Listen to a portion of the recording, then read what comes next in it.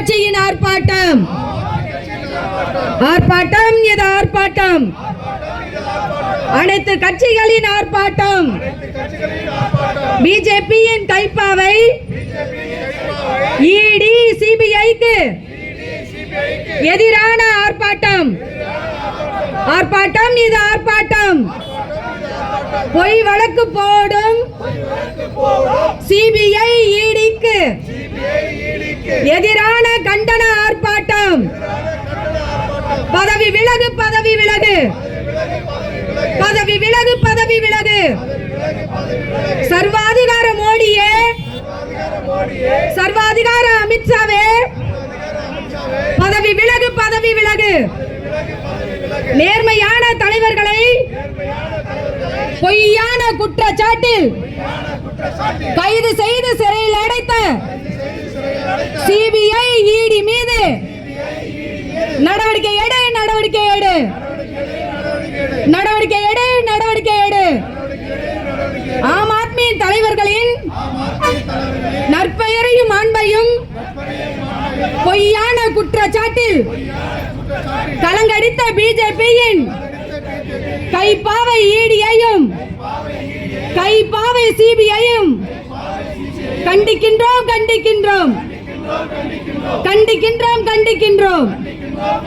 நேர்மையாக எதிர்கொள்ள திராணியற்ற மோடியே, நேர்மையாக எதிர்கொள்ள திராணியற்ற அமித்ஷாவே, பதவி விலகு, பதவி விலகு, பதவி விலகு, பதவி விலகு.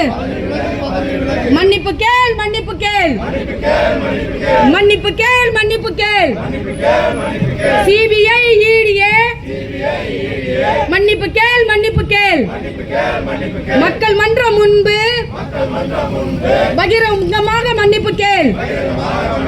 எதிர்கட்சிகளை ஒடுக்க நினைக்கும், எதிர்கட்சிகளை ஒடுக்க நினைக்கும் மக்கள் விரோத மோடியே, சர்வாதிகார மோடியே, மக்கள் விரோத அமித்ஷாவே, சர்வாதிகார அமித்ஷாவே, பதவி விலகு, பதவி விலகு, பதவி விலகு, பதவி விலகு.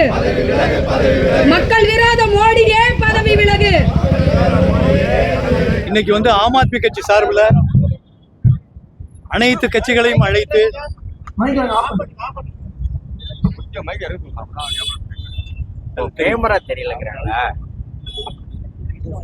இன்னைக்கு ஆம் ஆத்மி கட்சி சார்பில் சென்னையில அனைத்து கட்சிகளையும் அழைத்து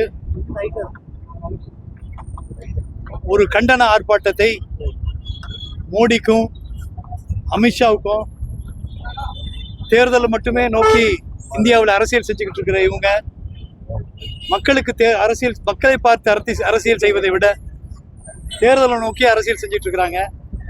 அதற்காக எந்த எல்லைக்கும் இவர்கள் செல்கிறார்கள்.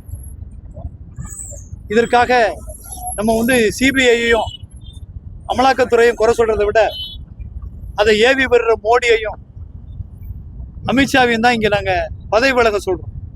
அதற்கான ஆர்ப்பாட்டம் தான் இது.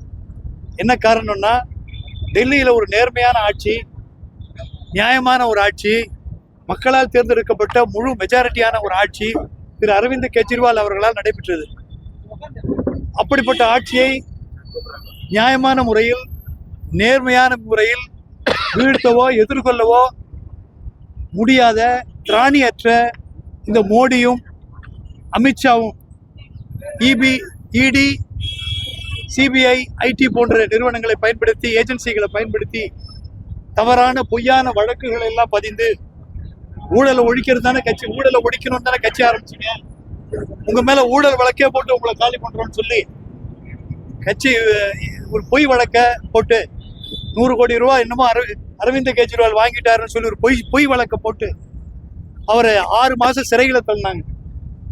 அதே மாதிரி எங்களுடைய துணை முதலமைச்சர் கல்வியின் காவலராக டெல்லியிலே கல்வியில் மிகப்பெரிய சாதனை படைத்த திரு மணிஷ் சிசோடியாவை கைது செய்து 2 ஆண்டு காலம் சிறையில் வச்சிருந்தாங்க.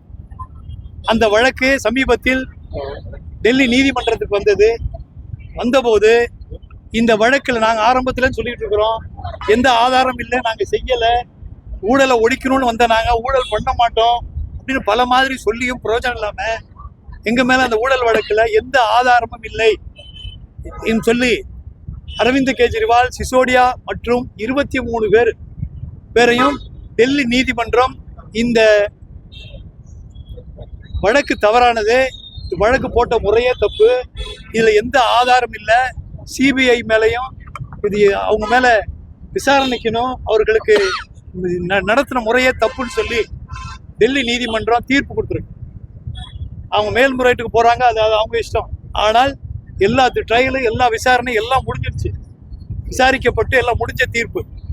அவங்க போறாங்க, அதை பத்தி கவலை இல்லை. ஆனால் தீர்ப்பு இதான் நிரந்தரமானது. இது நான் அரவிந்த் கெஜ்ரிவால் எந்த தவறும் செய்யவில்லை, மணிஷ் சிசோடியா எந்த தவறும் செய்யலைன்னு சொல்லி கொடுத்தாச்சு, கிளீன் சிட் அது. ஆனா நாங்க என்ன கேட்கிறோம், எங்களுக்கு கிளீன் சிட் கொடுத்துட்டீங்க, ஆனா எங்களை போன்ற இது போன்ற எதிர்கட்சிகள் ஆளக்கூடிய எல்லா மாநிலங்களும் தமிழ்நாடு உட்பட எல்லார் மேலேயும் தேர்தல் நேரத்தில் வழக்க போடுறது, அதாவது ஓட்டு மிஷின்ல திருடுறது, அப்புறம் எஸ்ஐஆர்னு சொல்லி ஓட்டு லிஸ்ட்ல திருடுறது, மூணாவது அவங்களோட இமேஜை டேமேஜ் பண்றது. அந்த இமேஜ் டேமேஜ் பண்ற வேலை தான் இப்ப பண்ணியிருக்கிறார். அது அரவிந்த் கெஜ்ரிவாலுக்கு அந்த தேர்தல் நேரத்தில் செய்து தேர்தலில் பிரச்சாரங்கள் கூட செய்ய முடியாத அளவுக்கு உண்டாக்கினார்கள். அதை வலிமையா கண்டிச்சு இந்த மாதிரி தமிழ்நாட்டுக்கு இப்போவும் தமிழ்நாட்டில் அதாவது தண்டிக்கப்பட்ட ஜெயலலிதா போன்ற தண்டிக்கப்பட்டவர்கள் தான் குற்றவாளிகள். தீர்ப்பு தண்டனை சொன்னாதான் 100 கோடி ரூபாய் கெஜ்ரிவால் வாங்கிட்டாருன்னா ஊழல் பண்ணிட்டாரு அர்த்தம் இல்லை அப்படின்னு குற்றச்சாட்டு தானே தவிர, அந்த குற்றச்சாட்டுகளை இன்னைக்கு மக்கள் மத்தியில பிஜேபி இந்த தேர்தலிலும் தமிழக தேர்தலிலும் இது போன்ற குற்றச்சாட்டுகளை ஏதாவது பதிவு செஞ்சுட்டு ஒரு எஃப்ஐஆர் பதிவு செஞ்சுட்டு எல்லாரும் ஊழல் கட்சி ஊழல்வாதிகள் சொல்வதற்கான முயற்சியை தமிழ்நாட்டிலும் செய்ய முயற்சிக்கிறார்கள். இவைகளெல்லாம் தடுக்கப்பட வேண்டும். இந்த நீதிமன்ற தீர்ப்புக்கு உண்மையிலே இது வெட்கப்பட வேண்டும்.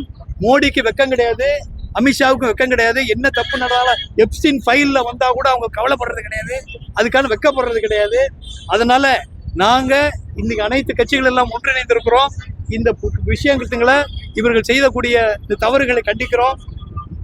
இந்த தீர்ப்புக்கு மோடி அவர்கள் தலைவணங்கி தன்னுடைய பதவியை ரிசைன் பண்ணணும், பதவி விலக வேண்டும் என்பதுதான் இந்த போராட்டத்தினுடைய கோரிக்கை.